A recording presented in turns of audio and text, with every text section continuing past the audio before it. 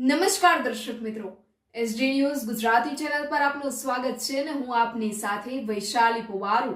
કરીશું નજર આજના સમાચારો પર।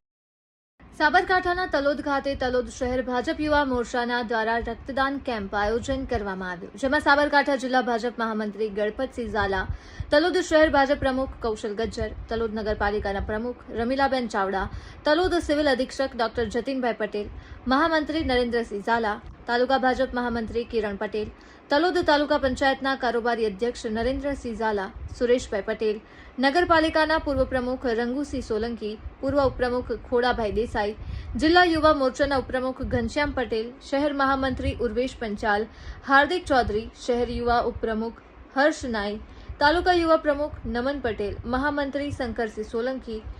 વીકે રાજસિંહ તેમજ નગરપાલિકાના કોર્પોરેટરો, યુવા મોરચાના હોદ્દેદારો ઉપસ્થિત રહ્યા હતા।